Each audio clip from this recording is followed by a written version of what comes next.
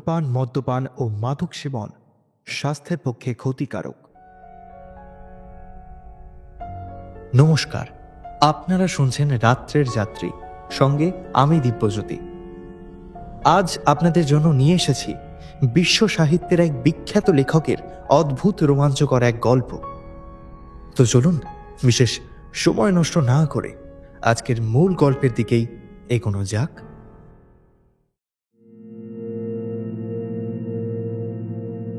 আমাদের আজকের নিবেদন স্যার ব্রাম স্টোকারের লেখা দ্য লরেলস। বিশ্ব সাহিত্যে স্যার ব্রাম স্টোকার এক বিশেষ উল্লেখযোগ্য নাম। তার পুরো নাম আব্রাহাম ব্রাম স্টোকার।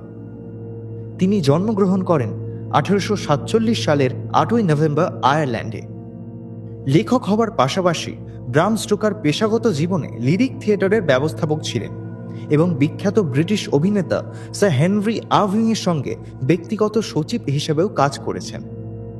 তার বিশ্ববিখ্যাত গথিক হরর উপন্যাস ড্রাকুলার জন্য তিনি সর্বাধিক পরিচিত। তার রচিত ড্রাকুলা উপন্যাস আধুনিক ভ্যাম্পায়ার কাহিনীর ভিত্তি স্থাপন করেছে এবং আজও জনপ্রিয় হরর সাহিত্যের অন্যতম সৃষ্টি বলে গণ্য হয়। স্টোকারের অন্যান্য উল্লেখযোগ্য সাহিত্যকর্মের মধ্যে রয়েছে the jewel of seven stars, the letter of the white worm এবং the lady of the shroud. তবে ড্রাকুলার জনপ্রিয়তা তার বাকি সব কাজকে ছাপিয়ে যায়।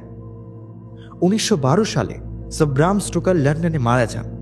তার মৃত্যুর পরবর্তী সময়ে ড্রাকুলা উপন্যাস চলচ্চিত্র, নাটক এবং বিভিন্ন মাধ্যমে অগণিত রূপান্তর পেয়েছে এবং আজও আধুনিক পপ কালচারের গুরুত্বপূর্ণ অংশ হিসাবে বিদ্যমান। আমরা আজকের গল্পটি নিয়েছি বাংলা বুকস ওয়েবসাইট থেকে প্রকাশিত ব্রাম স্টোকারের সেরা ভূতের গল্প থেকে। মূল চরিত্রে মিস্টার ট্যাপলো, অ্যান, ডেভিড টার্নার, প্রতিবেশী মহিলা ও মিসেস ট্যাপলো।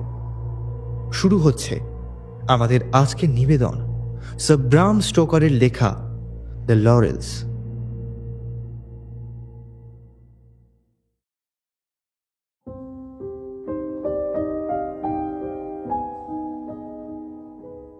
বাড়িটাকে কোনো দিনই আমার পছন্দ হয়নি। আজও যখন বাড়িটার কথা ভাবছি তখনও মনে হচ্ছে না যে অ্যান কোনোদিনও বাড়িটাকে পছন্দ করতে পেরেছে। তবে বাড়িটা মোটামুটি ভালোই, যদিও প্রথম দিনেই আমরা দুজনই সেখানে কেমন যেন অস্বস্তি বোধ করেছি। সেটা ছিল অগাস্ট মাসের উজ্জ্বল একটি দিন। আগের সপ্তাহে আমরা অন্তত 20টা বাড়ি দেখেছি। তখন আমরা সুসজ্জিত একটি ফ্ল্যাটে থাকতাম এবং নিজস্ব একটি আলাদা বাড়ির খোঁজে হন্যে হয়ে ঘুরছিলাম। বেশি টাকা খরচ করার সামর্থ্য আমাদের ছিল না।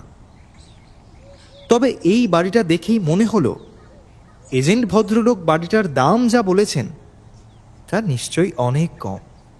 অন্তত বাইরেটা দেখলে তো তাই মনে হয়। বাড়ির দাম যা চাওয়া হয়েছে তার থেকে বেশি হওয়াই উচিত। আমি বললাম, বাড়িটা বেশ ভালোই, তবে ছাদটা যেন কেমন দেখতে। অ্যান সন্দিগ্ধ গলায় বলল, আমি না ঠিক বুঝতে পারছি না। দেখতে তো ভালোই লাগছে, কিন্তু বাড়িটা এমন সাধারণ না হলেই ভালো হতো। বাড়িটা সত্যিই সাধারণ। 26 নম্বর ব্রায়ারফিল্ড অ্যাভিনিউর বাড়িটা শহরতলির অন্য বাড়ির মতোই। সামনে টিউডার আমলের নকল পাশকপালি লাগানো এবং ঢালাই লোহার একটি বিশ্রী ফটক। কোনো গ্যারেজও নেই। অবশ্য এটুকু ছাড়া বাড়িটার আর তেমন কোনো দোষ চোখে পড়ল না। অ্যান বলল, তবে পাশের বাড়িটা কিন্তু অনেক বেশি সুন্দর, এক্কেবারে আমার মনের মতো। আমি খানিকটা বিচলিত বোধ করলাম। না না না না, আমার কি মনে হয় বলো তো, 26 নম্বর বাড়ির অন্য অংশটাই বোধহয় 24 নম্বর। দেখো না, দুটো বাড়ি মোটামুটি একই রকমের। অ্যান বলল, না না, ওটা নয়, ওই চেয়ে দেখো, ওই পাশের বাড়িটা। সত্যি পাশের বাড়িটা এখানকার সাদামাটা পরিবেশের তুলনায় সত্যি অনেক আকর্ষণীয়। ভিক্টোরীয় ছাদের গঠন, লম্বা জানালা, গম্বুজ। বাগানের গাছগুলো অযত্নে বেড়ে উঠেছে। দেখলেই বোঝা যায় বাড়িটা অনেক দিন খালি পড়ে আছে। সত্যি তো খুব সুন্দর, তবে বড্ড বড়। মেরামত করতে অনেক টাকা ঢালতে হবে। অ্যান দীর্ঘশ্বাস ফেলল। তুমি হয়তো ঠিকই বলেছ। ও গাড়ি থেকে নামলো। বেশ তো, 26 নম্বর বাড়িটাই দেখা যাক।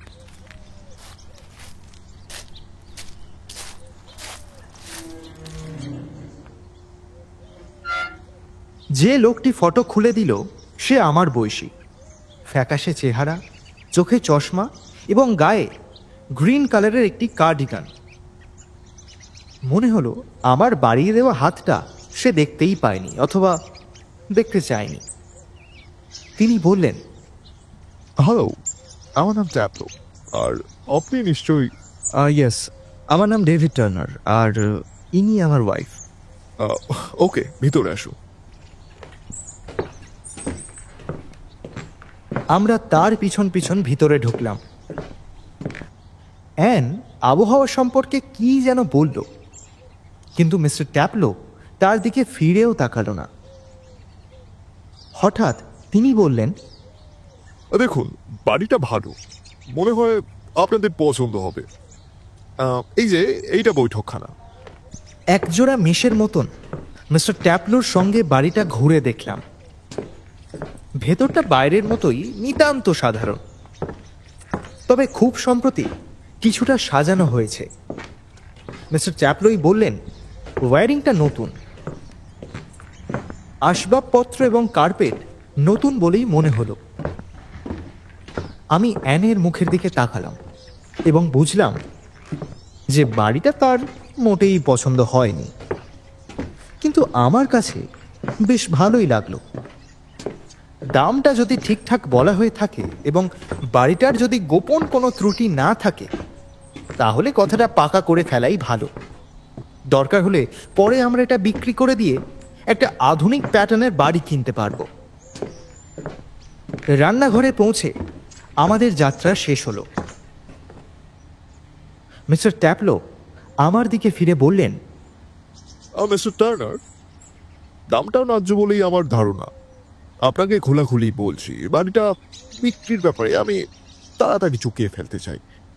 আমার চোখে মুখে নিশ্চয়ই একটা সন্দেহ ঝিলিক দিয়েছিল, কারণ সে তখনই বলে উঠল, বাড়িটার যে কোনো সমস্যা আছে তা কিন্তু নয়, আমাকে আপনি ভুল বুঝবেন না। আমি মাত্র 6 মাস এই বাড়িতে থেকেছি, আর বাড়িটা তৈরি করাও হয়েছে বেশ মজবুত ভাবে। এখানকার প্রতিবেশীরা ভদ্র, রাস্তাটাও ভালো, তাই এটা একটা আদর্শ বাড়ি। আমি এবার অ্যানের দিকে তাকিয়ে বুঝলাম তার আগ্রহ বেড়েছে। বাড়িটা তাকে খুশি না করুক, মিস্টার ট্যাপলো করেছে।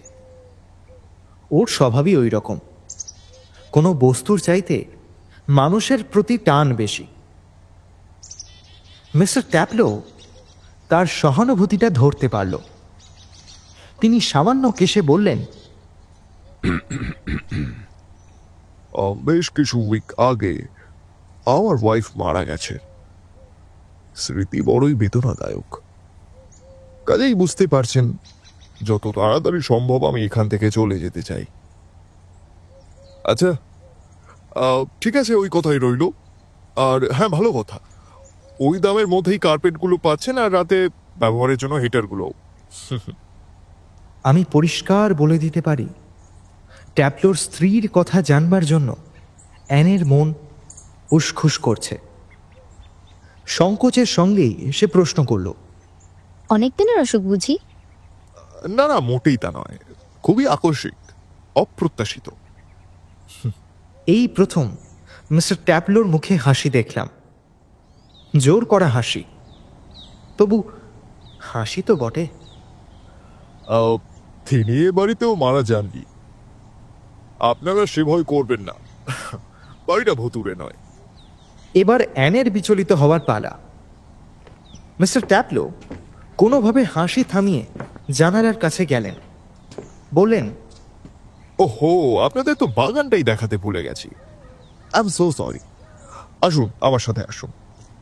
এবার বাড়ির পেছনের দরজাটা খোলা হলো এবং আমরাও মিস্টার ট্যাপলোর পিছন পিছন গেলাম।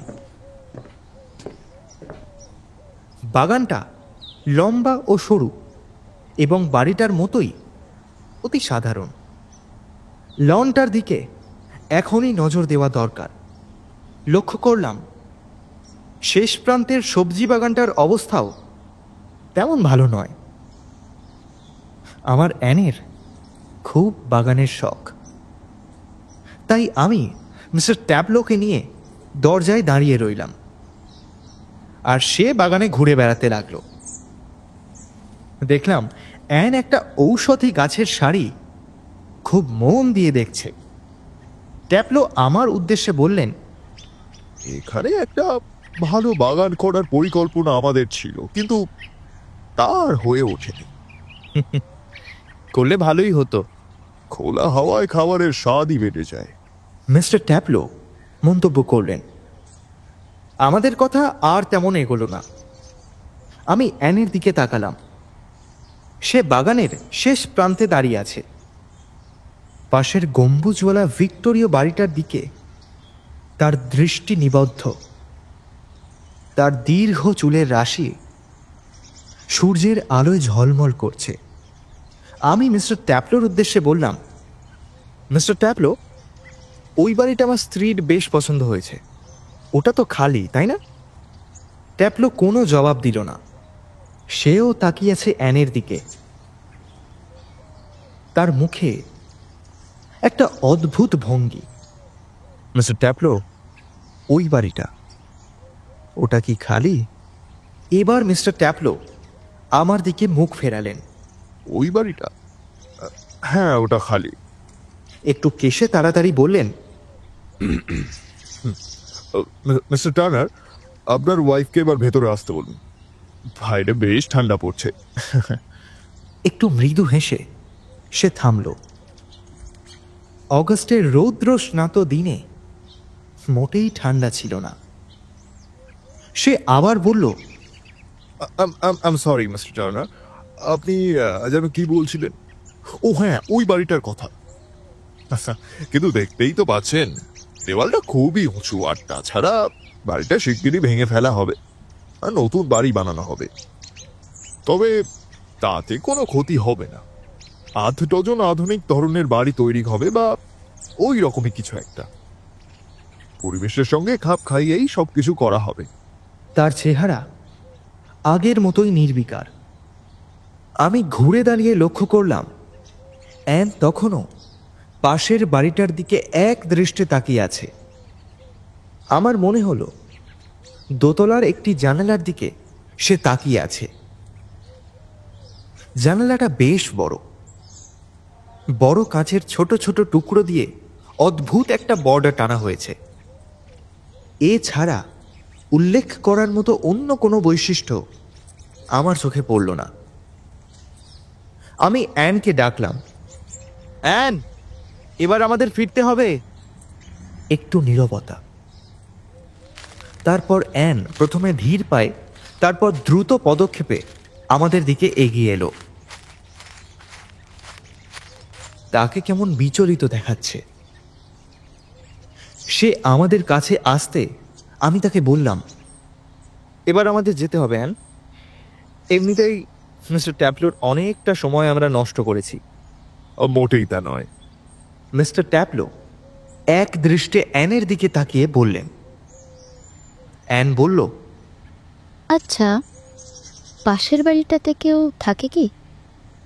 আমি জানি ওটা খালি, কিন্তু কিন্তু কি? আমি না জানালায় কাকে যেন দেখলাম। কে যেন জানালায় দাঁড়িয়েছিল। আর সেই মহিলা। মহিলা? আপনি বলছেন মহিলা? অ্যান তার দিকে তাকালো। এটা অবশ্য আমার কল্পনাও হতে পারে। বাড়িটা তো খালি, একতলার জানলাগুলো কাঠ মেরে আটকে দেওয়া হয়েছে। তবু আমি বললাম, ওরকম খালি বাড়িতে লোকজন ঢুকে পড়তেই পারে। না না মিস্টার টার্নার, তা কোনোভাবেই সম্ভব নয়। দরজাগুলো তক্তা দিয়ে এঁটে দেওয়া হয়েছে, কেউ ঢুকতে পারবে না। ব্যাস, তাহলে তো মিটেই গেল। আমি হয়তো চোখে ভুল দেখেছি। এক্স্যাক্টলি। বলে ট্যাফলো হঠাৎ মুখ ঘুরিয়ে নিল। আমরাও তাকে অনুসরণ করে বাড়ির ভেতরে ঢুকলাম। হল থেকেই আমরা বিদায় নিলাম। বলে এলাম বাড়ির ব্যাপারে একটা সিদ্ধান্ত নিয়েই আমরা এজেন্টকে জানিয়ে দেব। গাড়িতে ওঠার আগে অ্যান একটি কথাও বলল না। গাড়িতে উঠে কিছুক্ষণ বসার পর অ্যান বেশ জোর দিয়েই বলল, জানো তো, আমি আমি আমি নিশ্চিত আমি জানলায় কিছু একটা দেখেছি। ওই জানলাতে কেউ একজন দাঁড়িয়েছিল। আমি একটু অস্বস্তি বোধ করলাম। আচ্ছা বেশ, তো তুমি না হয় জানালায় কাউকে দেখেছো, তাতে কি হলো? বাড়িতে কেউ ছিল, ব্যাস মিটে গেল। অ্যান আবার বলল, আমি একটা মেয়েকে দেখেছি, সে আমার দিকে তাকিয়েছিল। এবার আমি ব্যাক সিটের দিকে ঘুরে তাকালাম। আচ্ছা অ্যান, তুমি এটাকে এত গুরুত্ব দিচ্ছ কেন? অ্যান ভ্রু কুঁচকে বলল, না, ঠিক বুঝতে পারছি না। কিন্তু না, ও কিছু না। তুমি ঠিকই বলেছ, এটা মোটেই গুরুতর কিছু নয়। আমি বিরক্ত হয়ে বললাম, ওফ, তা কেন হবে? তুমি নিশ্চয়ই এটাকে গুরুতর মনে করেছো, তা না হলে তো কথাটা বলতেই না। বাদ দাও, এখন বাড়ি চলো। আমি কঠিন গলায় বললাম, দেখো অ্যান, তুমি যতক্ষণ ওই মেয়েটির ব্যাপারে না বলছো ততক্ষণ কিন্তু আমি যাব না। আমার কথা তুমি বিশ্বাস করবে না। আরে আগে তো বলো, তারপর দেখা যাবে। অ্যান একটা ছোট্ট দীর্ঘশ্বাস ফেলল। বেশ, তাহলে শোনো। মেয়েটি দেখতে একদম সাদামাটা, লাল চুল, কিন্তু মেয়েটির মুখটা অ্যান যেন ঠান্ডায় একটু শিউরে উঠল। বেশ ঠান্ডা পড়েছে, তাই না? আমি তার হাতে হাত রাখলাম। কথা ঘুরিও না অ্যান, মোটেই ঠান্ডা পড়েনি। তুমি মুখের কথা কি বলছিলে? মুখটা বিবর্ণ, সন্ত্রস্ত। তার চোখ, সে যেন আমায় কিছু বলতে চাইছিল। মনে হলো, দেখো দেখো, আমি হরফ করে বলতে পারি। সে আমার কাছে সাহায্য চাইছিল, সাহায্যের জন্য মিনতি জানাচ্ছিল, কোনো কিছু থেকে তাকে তাকে উদ্ধার করতে বলছিল। অ্যান মাথা নাড়ল। হয়তো এই সবই আমার কল্পনা, কিন্তু কিন্তু তাকে আমার মরিয়া লাগছিল। আমি কি বলবো তা বুঝতে পারছি না। আমি জানি অ্যান সেরকম কল্পনাপ্রবণ মেয়ে নয়। আমার দৃঢ় বিশ্বাস সে জানালায় কাউকে দেখেছে। কিন্তু কিন্তু বাকিটা, মিস্টার ট্যাপলো বলেছেন যে বাড়িটা খালি, আর তাছাড়া দরজা ভেঙে কেউ বাড়িটাতে ঢুকতে পারবে না। তবে এটা ঠিক, আমি খেয়াল করেছিলাম বাগানে মিস্টার ট্যাপলোর আচরণটাও খানিকটা বেখাপ্পা ছিল। আমি হালকাভাবে ঠাট্টার সুরে বললাম, কি বলো তো অ্যান, আমার মনে হয় এই রোদে তোমার ভিড় মিলে গেছে। ঠাট্টাটা কাজে লাগলো না। অ্যান তীক্ষ্ণ দৃষ্টিতে আমার দিকে তাকালো। জানতাম, আমি জানতাম তুমি আমার কথা বিশ্বাস করবে না। কাজেই এসব কথা ভুলে যাওয়াই ভালো। ধরে নাও না এরকম কোনো ঘটনাই ঘটেনি, ঠিক আছে? হ্যাঁ, ইউ উইশ। আমি বেশ অস্বস্তির সঙ্গে বললাম। বেশ, এসব কথা আমরা ভুলেই যাব। এবার বাড়ি চলো, আমার একটু ড্রিঙ্ক দরকার। মদ্যপান আমারও প্রয়োজন। গাড়ির চাবি ঘুরিয়ে স্টার্ট দিলাম।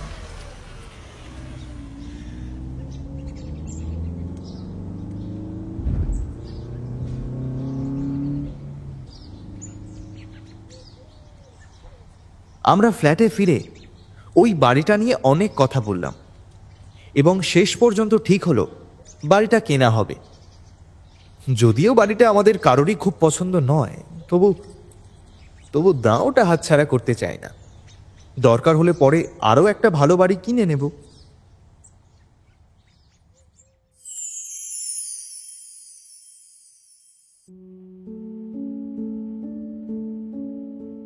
নতুন বাড়িতে প্রথম কয়েকটা সপ্তাহ কোনো অঘটন ঘটল না।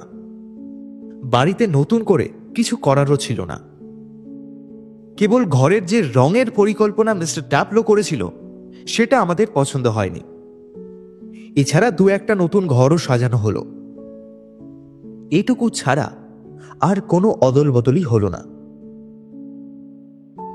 বাড়িতে আসার বেশ কয়েক সপ্তাহ পরে 24 নম্বরের পাশের বাড়ির দম্পতিদের সঙ্গে পরিচয় হলো। এর আগেও তাদের সঙ্গে দেখা হয়েছে, কিন্তু তারা তখন কোনো কারণে আমাদের এড়িয়েই গেছে। দুটো বাগানের মাঝখানে বেড়ার দুদিক থেকে মাঝে মধ্যে কিছু কথা হয়েছে মাত্র, কিন্তু কোনো না কোনো ছুতোয় তারা বাড়িতে ঢুকে গেছে। মধ্যবয়সী দম্পতি, তাদের নামটাও জানা হয়নি। তারা সব সময় অবসর গ্রহণে উন্মুখ।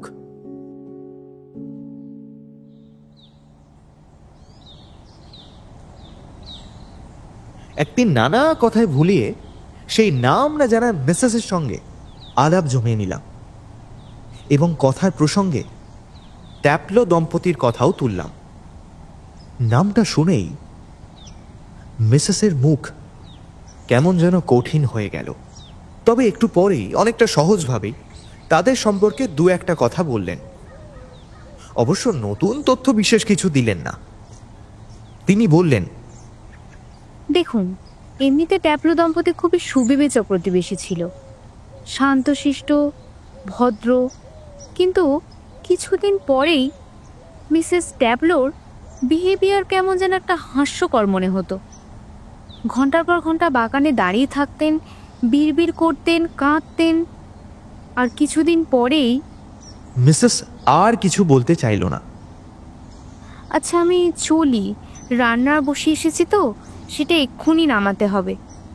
কিন্তু রান্নাঘরের দিকেই তিনি যেতে যেতে বলে গেলেন, কি লজ্জার কথা, মিসেস ট্যাপলো আমার সুন্দরী মেয়ে, কিন্তু সেই লাল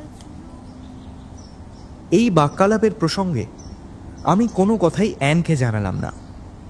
বলা দরকারও মনে হয়নি, কারণ জানালায় দেখা সেই মুখের প্রসঙ্গ যত না ওঠে ততই মঙ্গল। ওটাকে আমরা দুজনেই ভুলে যেতে চাই।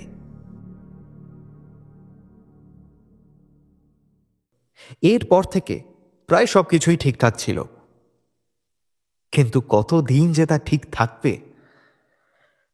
তা জানা ছিল না।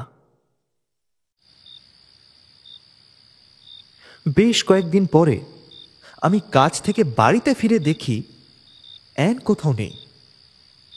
আমি গোটা বাড়িময় খোঁজার পর দেখলাম পুরনো সেই বাড়িটার জানালার দিকে এক দৃষ্টে তাকিয়ে আছে সে। তার দু চোখে ভয় ও হতাশা, যা লক্ষ্য করে আমি রীতিমতো চমকে গেলাম। আমি তৎক্ষণাৎ তাকে নিয়ে বাড়িতে ঢুকলাম।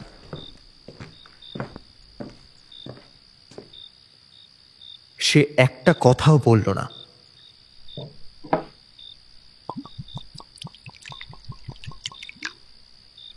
আমরা দুজনেই গ্লাসে করে ড্রিঙ্কস নিলাম।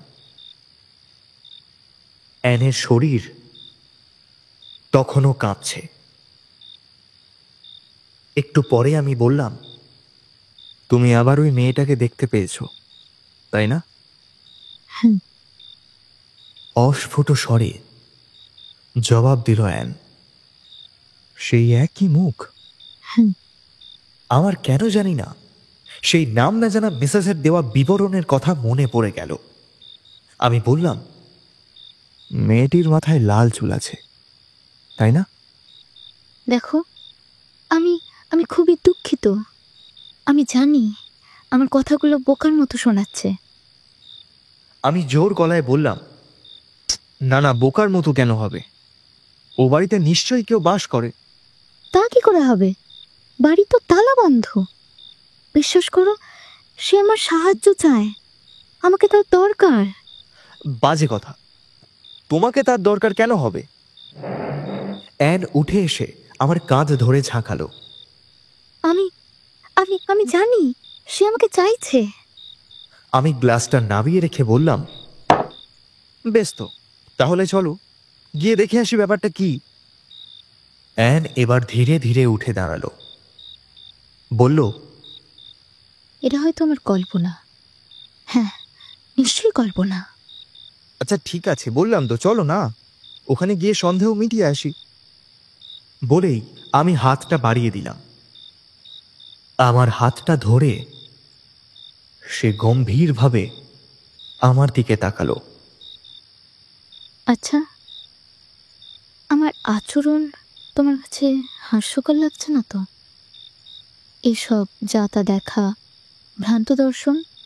না অ্যান, আমি মোটেই তা মনে করি না। জানালায় তুমি কাউকে দেখেছো, তার মানে ওখানে কেউ থাকে। আর কোনো রকম সাহায্যে যদি তার দরকার থাকেই, তাহলেই তো সাহায্য করাই কর্তব্য। এবার চলো।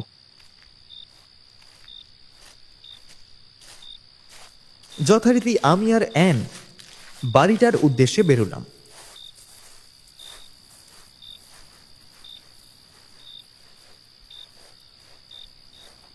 আমরা দুজনে বাড়িটার ফটকের সামনে এসে থামলাম। লক্ষ্য করলাম ফটকের গায়ে খোদাই করা রয়েছে বাড়িটার নাম, দ্য লরেলস। ফটক থেকে সামনের সিঁড়ি পর্যন্ত রাস্তাটা ভাঙাচোরা ও আগাছায় ভর্তি। এমনকি ফটকের দশাও তেমন ভালো নয়।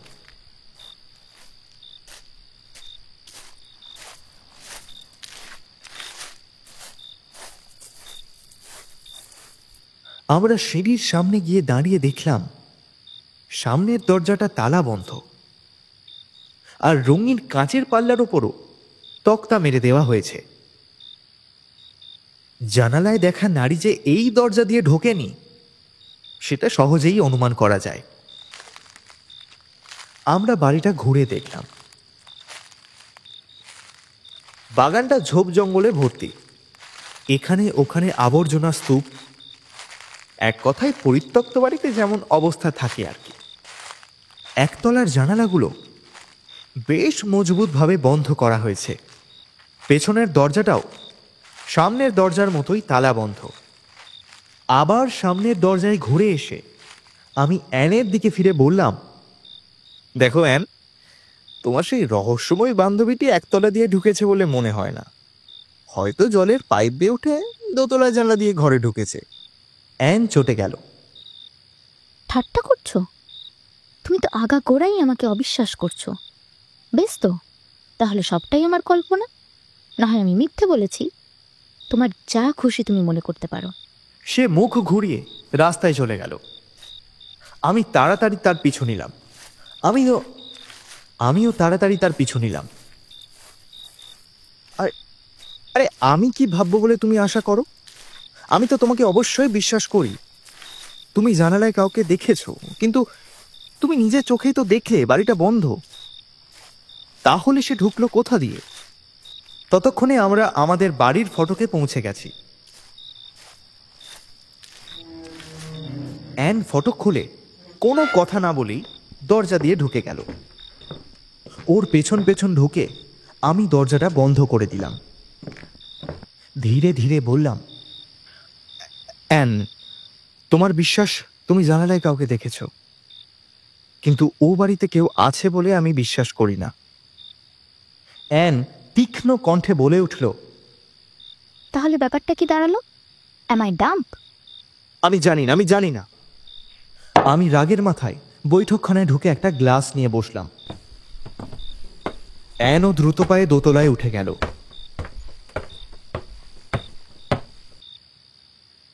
সন্ধ্যায় আর নিচে নামল না। অবশ্য রাতে নেমে এলো।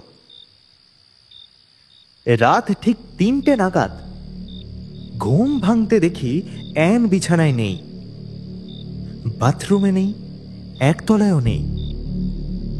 গোটা বাড়ির কোথাও তাকে খুঁজে পেলাম না। আমি বেশ ভয় পেয়ে গেলাম, কিন্তু হঠাৎ আমি বুঝতে পারলাম সে কোথায় গেছে। পেছনের শোবার ঘরে গিয়ে আমি জানালা দিয়ে বাগানে তাকালাম। দেখলাম সেখানে চাঁদের আলোয় অ্যান একা দাঁড়িয়ে আছে, এক দৃষ্টে পাশের বাড়িটার দিকে।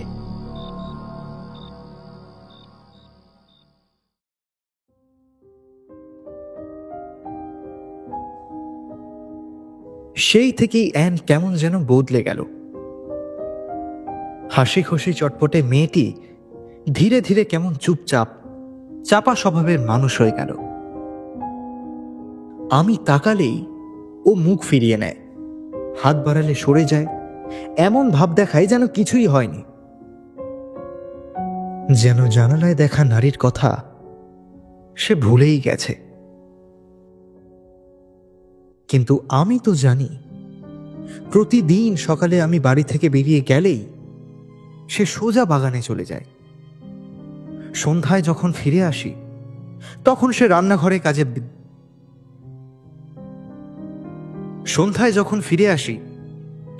রান্নাঘরে কাজে ব্যস্ত থাকে।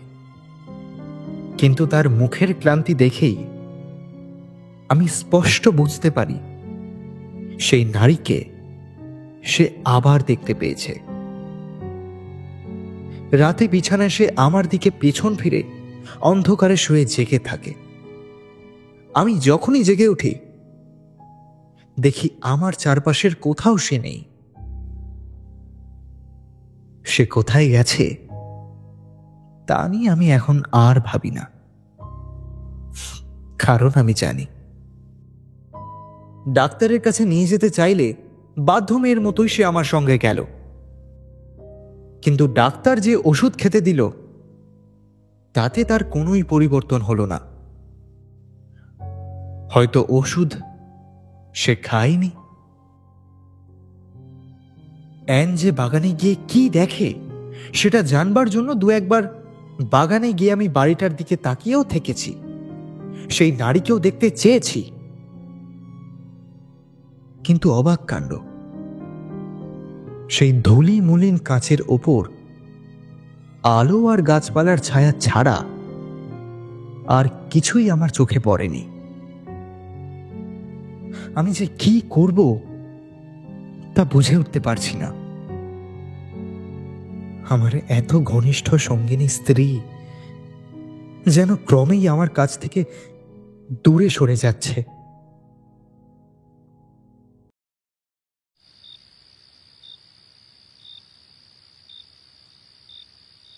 প্রতিদিনের মতোই সেদিন সন্ধ্যায় আমি বাড়ি ফিরে দেখি সমস্ত বাড়ি খালি, অর্থাৎ অ্যান কোথাও নেই।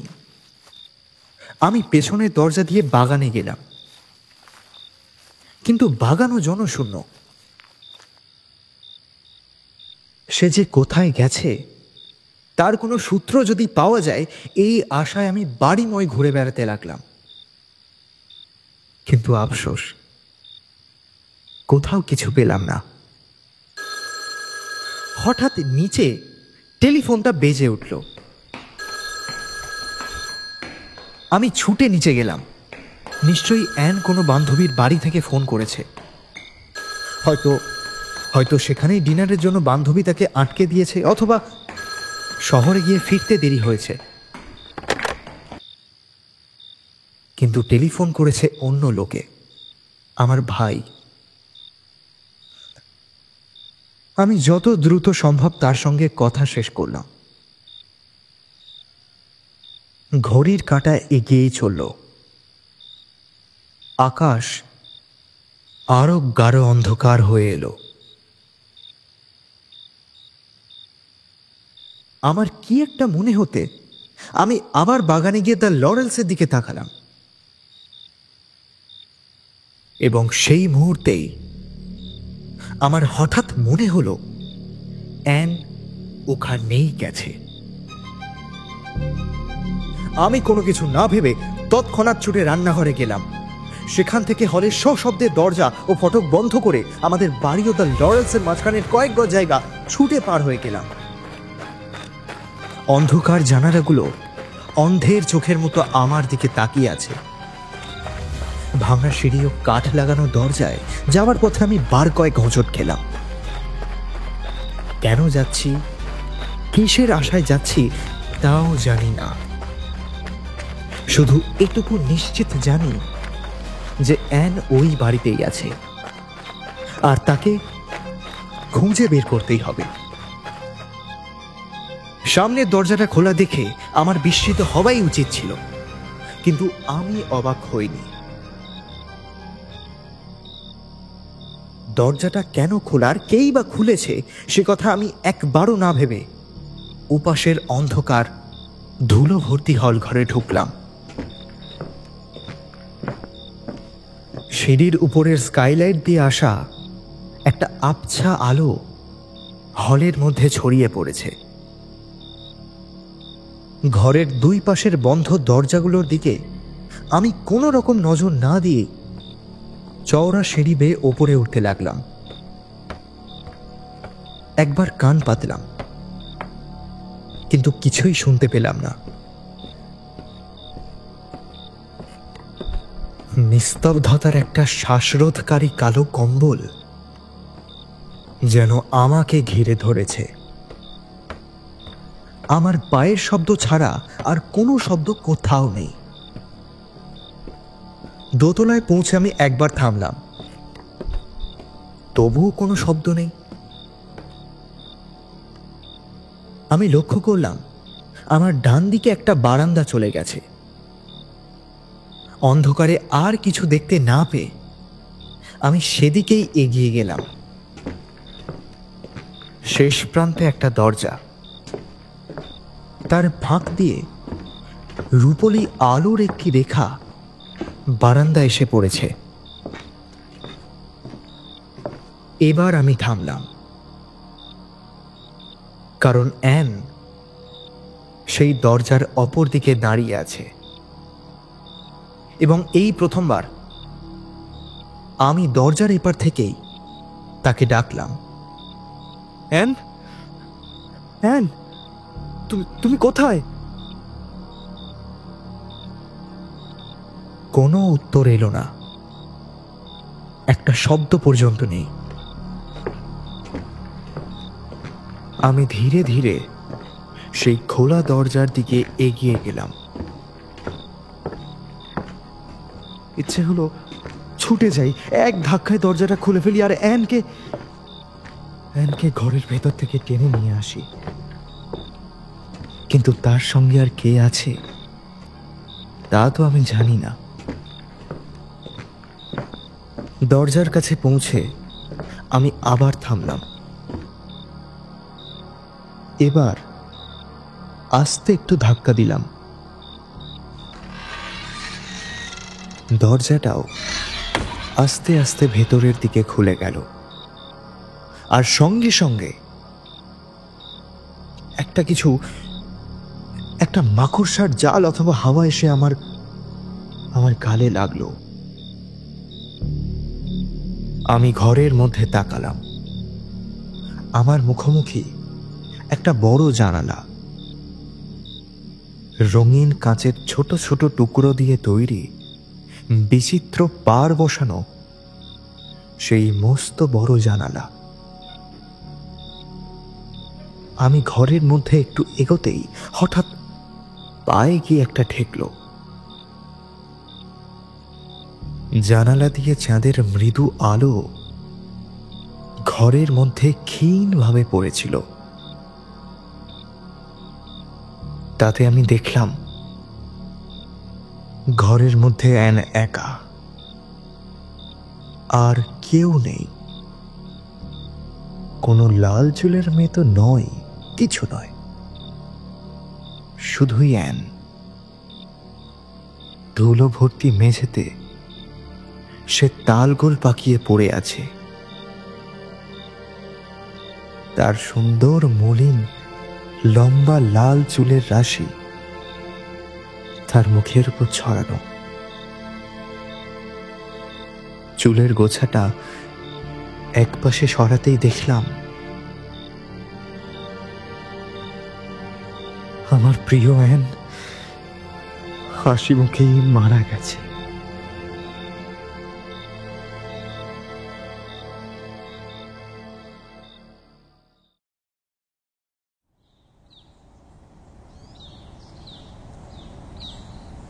একটি যুবক দম্পতি আজ আমাদের বাড়িটা দেখতে এসেছে। আমারই বয়সী, তবে একটু বেশি লাজুক। বাড়িটা দেখে তারা বেশি কিছু বলল না। মনে হলো তাদের এ বাড়ি পছন্দ হয়েছে। পছন্দ হওয়ারই কথা। বাড়িটা ভালো, পরিবেশটাও ভালো, আর আমিও কোনো রকম অযৌক্তিক দামও চাইনি। যত তাড়াতাড়ি সম্ভব বাড়িটা বিক্রি করে দিতেই আমি চাই। আমি তাদের শুধু বললাম, এ দামে যদি তারা এর চাইতে ভালো বাড়ি পায় তবে তাদের ভাগ্য ভালো বলতেই হবে। আমি এবং যুবকটি কথা বলছি, এমন সময় যুবতী মেয়েটি বাগানে গিয়ে দাঁড়ালো। কিন্তু মেয়েটির আচরণ কেমন যেন অদ্ভুত মনে হলো। আমি লক্ষ্য করলাম সেও একইভাবে দ্য লরেলসের দিকে সে অনেকক্ষণ তাকিয়ে আছে। বেশ কিছুক্ষণ পর সে আমার কাছে জানতে চাইল যে ও বাড়িতে কে থাকে। আমি যখন বললাম যে বাড়িটা খালি পড়ে আছে, তখন সে ভুরু কুঁচকে বলল সে স্পষ্ট করে বলতে পারে যে দোতলার জানালায় সে একটি মেয়েকে দেখেছে, যার মাথায় লম্বা লাল চুল।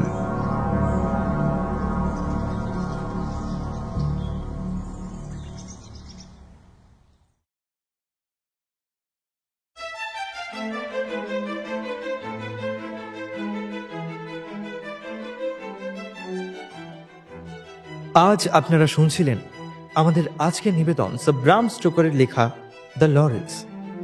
অ্যানের ভূমিকায় শ্রদ্ধা, প্রতিবেশী মহিলার ভূমিকায় শ্রী সায়নী হালদার, সূত্রধার, গল্প পাঠে এবং মিস্টার ট্যাপলোর ভূমিকায় আমি দিব্যজ্যোতি। ওয়েট, বিশেষ কিছু কথা। গত 30শে মার্চ আমরা অর্থাৎ রাত্রের যাত্রী পরিবার 2 বছর সম্পূর্ণ করেছি। এই 2 বছরে আপনাদের থেকে এত পরিমাণ ভালোবাসা পেয়ে সত্যি আমি বাকরুদ্ধ। সকলকে জানাই অনেক অনেক ধন্যবাদ, ভালোবাসা ও প্রণাম। এভাবেই সব সময় পাশে থাকবেন এই কামনাই করি, কারণ আপনাদের সাপোর্ট ছাড়া কখনোই এই পর্যায়ে পৌঁছানো সম্ভব হতো না। আশা করছি আমাদের আজকের নিবেদনটি আপনাদের ভালো লেগেছে। যদি ভালো লাগে তবে ভিডিওটি লাইক অ্যান্ড শেয়ার করতে এবং কমেন্টে আপনাদের মতামত জানাতে একদমই ভুলবেন না। আমাদের আগামী কাজগুলি সম্পর্কে সমস্ত আপডেটস পেতে আমাদের ইনস্টা হ্যান্ডেলটিকে ফলো করতে পারেন। যদি চ্যানেলে নতুন হয়ে থাকেন তবে সাবস্ক্রাইব করে আমাদের পাশে থাকবেন, যাতে আগামী দিনগুলিতে আরও ভালো ভালো গল্প নিয়ে আসতে পারি। দেখা হচ্ছে খুব তাড়াতাড়ি আবারও নতুন কোনো গল্প নিয়ে। ততদিন সকলে সুস্থ থাকুন, ভালো থাকুন এবং ভালো রাখুন। শুভরাত্রি।